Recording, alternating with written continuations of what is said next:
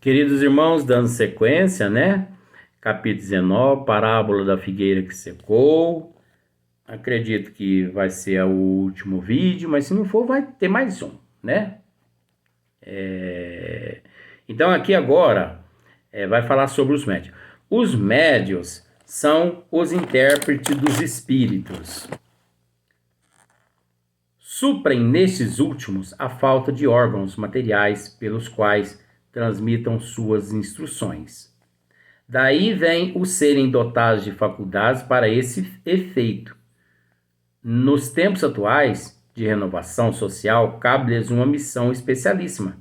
São árvores destinadas a fornecer alimentos espiritual a seus irmãos, multiplicam-se em número para que abunde o alimento aos por toda parte, em todos os países, em todas as classes da sociedade, entre os ricos e o pobre, entre os grandes e os pequenos, a fim de que em nenhum ponto faltem e a fim de ficar demonstrado aos homens que todos são chamados.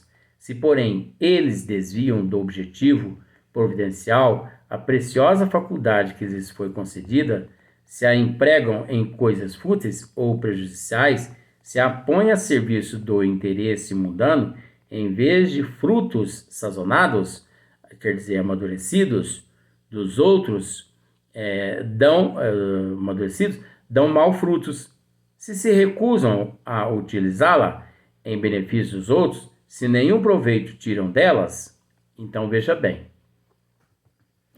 Os médios, por isso que os espíritas têm que ser, por isso que os adeptos do espiritismo, eu vou voltando, por isso que os presidentes das casas espíritas devem se instruir em Kardec. Porque não existe médio disciplinado sem um presidente de uma casa espírita disciplinada em Kardec.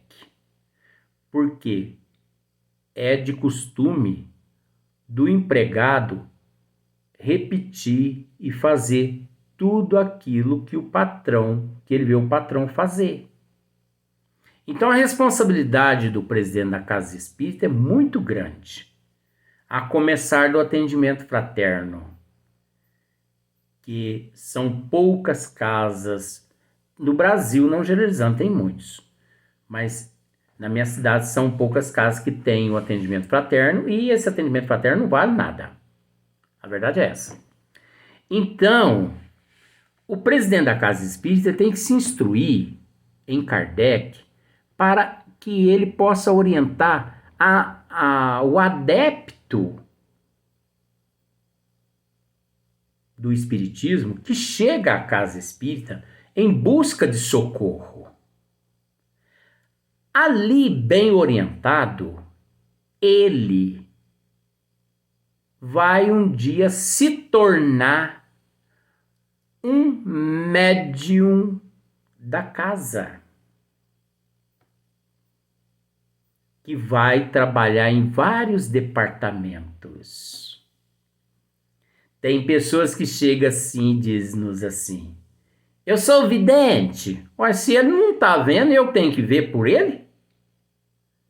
Eu tenho psicografia. Mas se ele não está psicografando, eu vou ter que saber que ele é psicógrafo? Não. Todos os dons são desenvolvidos. Por isso existe os departamentos onde, com o passar do tempo, os estudos e os trabalhos de evangelização, as pessoas vão sendo designadas para os departamentos a experimentar aqueles dons mediúnicos quais ele tem vocação. Porque às vezes você fica ali forçando a barra na psicografia 4 meses. De repente você fala assim, não tem vocação para esse negócio não. Aí você descobre vocação para uma outra coisa. E eu conheço gente que faz 40 anos, aliás, 30 anos, que está buscando vocação até hoje. E ainda não descobriu sua vocação. Então para de ficar buscando vocação. Vai trabalhar. Se pelo menos você não descobriu o seu dom mediúnico, porque todo mundo é médium. Nasceu de mulher na terra, todo mundo é médium. O Papa é médium. O Papa tem mediunidade. Vocês sabiam que dentro da igreja existia, num concílio, eu esqueço o nome dele agora, perdoa porque eu também sou falho,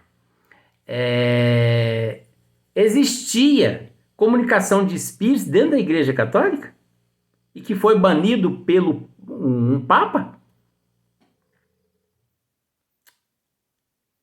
Então, todo mundo é médium. Crianças, jovens, de terceira idade, os mais idosos. Os idosos são lunáticos. Não tem nada disso não. Ele tá no Campinel. Não. Ele tá alucinado. Não. Ele tá esclerosado. Não. Não tem nada disso. Você tá mais esclerosado que ele. Então, todo mundo, o pobre e o rico, uns mais ostensivos, outros menos ostensivos. No entanto, no Evangelho, capítulo 24, está escrito assim, digamos antes de tudo que a mediunidade é inerente a uma disposição orgânica. A mediunidade, ela é orgânica. De que qualquer homem pode ser dotado, como dá de ver, de ouvir, de falar. Ora, nenhuma há que o homem, por efeito do seu livre-arbítrio, não possa abusar. E se Deus não houvesse concedido, por exemplo, a palavra, senão aos incapazes de proferirem coisas más, maior seria o número dos mudos do que os dos que falam. Deus outorgou faculdades ao homem a lhe dar a liberdade de usá-las, mas não deixa de punir o que delas abusa. Você viu que a mediunidade é inerente? A mediunidade é orgânica? Então, ela é uma faculdade, como a faculdade de ouvir, de enxergar, de cheirar, né? O tato, o paladar, a audição. É uma ferramenta à nossa disposição para que possamos evoluir. Só que a mediunidade é neutra. Ela atende tanto os pensamentos positivos quanto os negativos. Feliz daqueles que trabalham com o pensamento positivo, porque assim eles se complicam menos. Aí você fala assim, mas Luiz, como que você encontra essas coisas com tanta facilidade no Evangelho? Você viu que eu abri aqui, capítulo 24. Abra aí o Evangelho, capítulo 24. Digamos, antes de tudo, se o Evangelho for verdadeiro, de Grilhom Ribeiro, tradução de Grilhom Ribeiro, porque tem muitos evangelhos espíritas aí que são falsos. São evangelhos de várias editoras que eles enxugaram, que não serve nem para jogar no lixo. Tem que ser o evangelho de Grilhom Ribeiro. E de preferência os mais antigos, porque esses recentes agora é tudo farinha do mesmo saco, onde eles enxugaram pelo anticristo muitas matérias do evangelho. É uma vergonha que se pegar o evangelho que veio de França e fazer uma comparação com a tradução hoje atual, não tem quase nada a ver. Uns 25% eles enxugaram por causa do anticristo, do personalismo e do liberalismo, e por achar que hoje temos que adequar tudo à fase tecnológica que nós vivemos. Mexa nas obras do Criador para você ver onde você vai parar. Mexa. Então, quem quiser, capítulo 24, você vai encontrar isso que eu disse. Então, os médios, eles Eles são esses instrumentos. Os médios são os porta-vozes dos espíritos que se encontram no mundo espiritual. Mas é de extrema importância que todos nós, ao chegarmos na casa espírita, sejamos orientados pelos presidentes das casas espíritas que o item mais importante a se desenvolver na casa espírita não são dons mediúnicos, não é comunicar com os espíritos desencarnados, e sim nos evangelizarmos primeiro, porque nós nos desconhecemos, por isso lá chegamos com aqueles transtornos, porque se nós nos conhecêssemos, nós não chegaríamos lá transtornados. E se lá nos encontramos transtornados porque nós não nos conhecemos, e chega lá, nos encontramos um borra-bota de um presidente pseudo que não sabe de nada, ainda nos leva ao misticismo, ao charlatanismo e ao esoterismo. Você tá bravo, Luiz? Não, tô calmo. É que eu sou assim mesmo. Mas eu não suporto palhaçada. Eu posso passar-se por palhaço, mas diga que eu estou falando mentira. Diga. Diga que você tem feito o contrário de tudo que eu estou falando. Se você mantém-se calado até agora porque a carapuça serviu e você tem medo de se manifestar. Porque se você sabe que se você se manifestar, eu vou bater boca com você. E você sabe que você não tem capacidade de conversar comigo se não for de acordo com as obras de Kardec. Não vem conversar comigo pessoalmente. Porque pessoalmente eu não converso com ninguém, eu converso a respeito do espiritismo.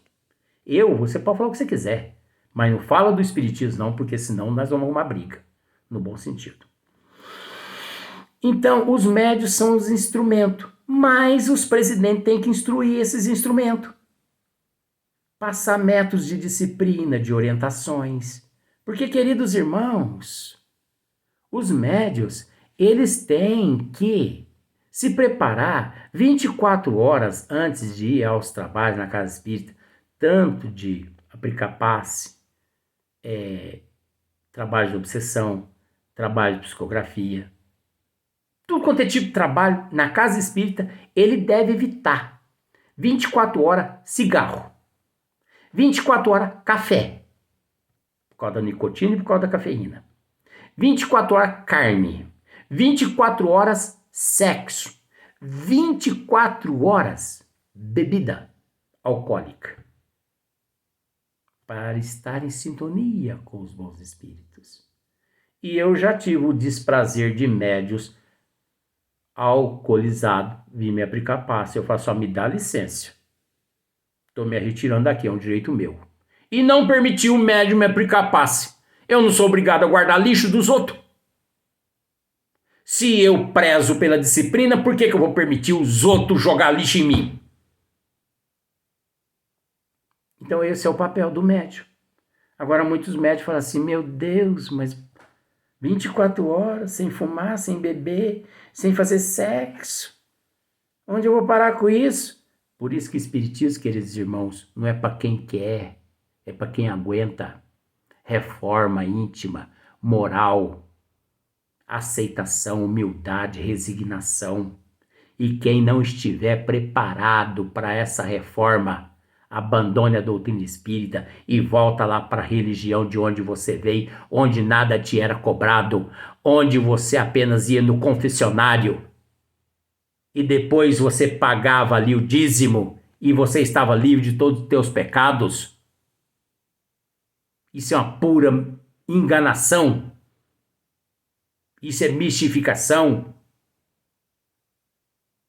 Então volta para lá, porque para ficar dentro da doutrina espírita, ou você melhora, ou você cria vergonha na cara. Esse é meu jeito de falar. Mas se não for falar desse jeito, você parece que não acorda, parece uma mula, com um tapa-olho na cara que não consegue enxergar. Como que eu consigo decifrar todos esses itens aqui e você não consegue decifrar? Eu garanto que se você tivesse lido essa mensagem aqui, você tinha lido ela em 3 minutos. Eu já estou aqui mais de 2 horas esmiuçando essa mensagem e ainda não terminei. E ainda tem muita coisa pela frente ainda. Só que eu não vou falar hoje. Vou deixar para o ano que vem, se eu viver até lá. Então o médium, ele é um porta-voz dos espíritos. Agora veja bem, a caixa d'água limpa, o cano sujo, porque o médium é o cano, e a talha limpa. Então a água sai limpa da caixa d'água. Se suja no cano, cai na talha suja. Aí muitas pessoas falam assim, mas a água veio lá da caixa suja. Não, a água estava suja, ela ficou suja na talha. Mas ninguém para analisar que a água estava suja no cano.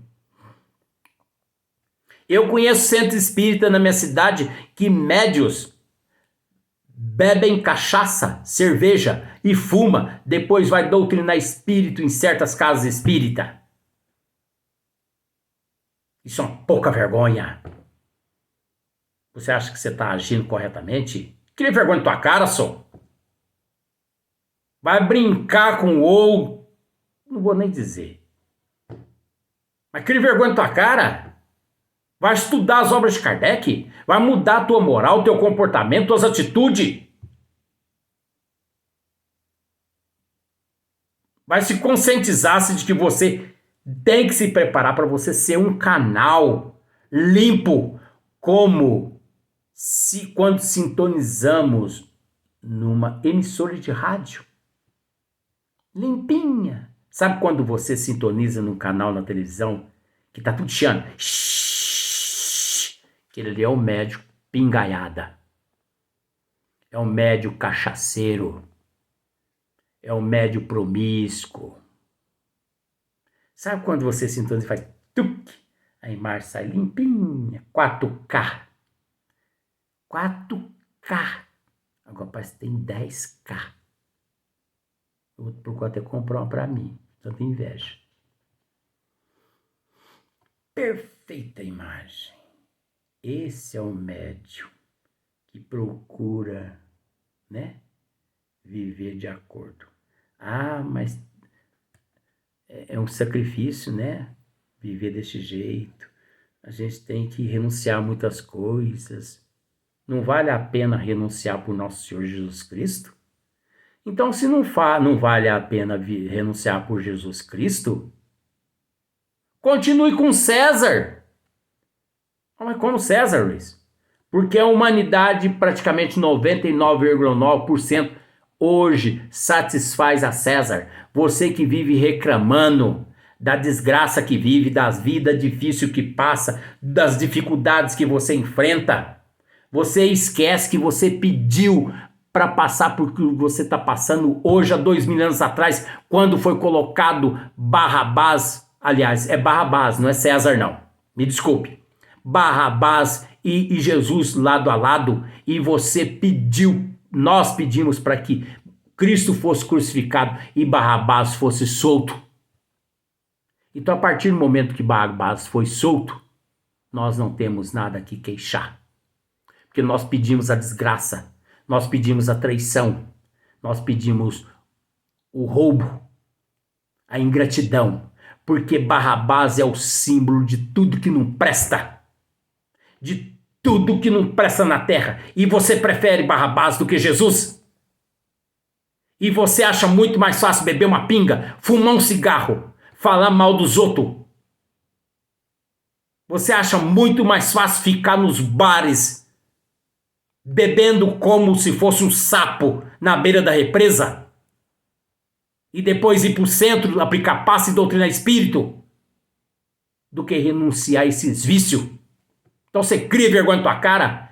Pelo menos seja humilde e abandonar a doutrina dos espíritos, porque o espiritismo não é esse chiqueiro de porco como você aprendeu desde criança, como teus pais te ensinaram, não.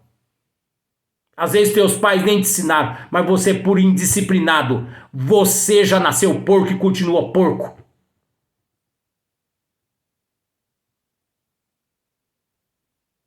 Deseja ser um representante de nosso Senhor Jesus Cristo? Exemplifique através da transformação de moral.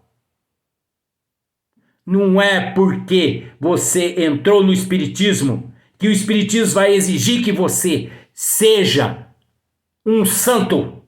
Mas a partir do momento que você passou a conhecer a verdade, você tem a responsabilidade de se transformar, de se melhorar. Porque senão você vai se tornar uma mexerica ou uma laranja podre no meio dos outros, onde você vai infectar todas as pessoas ao teu lado que não tem nada com isso, com toxinas de ectoplasmas, de magnetismo, de entidades negativas que te faz de cobaia no copo, no cigarro e nas drogas, na sexolatria, sem eles ter nada contra isso, nada com isso. E você acha que você está ali aplicando paz, doutrinando espírito, você está torturando espírito, você está prejudicando a saúde dos encarnados? Cria vergonha nessa tua cara só. Vai estudar Kardec para depois você voltar para dentro da casa espírita? E se o presidente, o qual é dirigente da tua casa, não tem o conhecimento, o qual você está aqui ouvindo, peça para ele ouvir e vocês vão fazer uma rodinha e vão estudar Kardec. Não é importante ver casa espírita cheia de gente, não. Porque nós espíritos, nós não temos que nos preocupar com o espírito. Porque quem se preocupa com o espírito são os desencarnados. Nós aqui na Terra, nós temos que nos preocupar com encarnados. A doutrina espírita se encontra aqui na Terra para ajudar a nossa reforma íntima e não a reforma íntima de espírito que já se encontra no mundo espiritual. E você está na contramão e não consegue enxergar. Seu cego, seu mudo, seu surdo, seu moribundo, seu morto. Muita paz. Terminamos o capítulo. Tem só algumas linhas pequenininha, mas é o resumo muito simples que eu acabei já de dizer aqui. Que Deus e Jesus nos ilumine. Em momento algum eu fiquei nervoso, até porque a finalidade não é ficar nervoso. Mas eu sou o que sou. Eu falo o que eu tenho que falar. Eu meto a minha cara aqui na frente.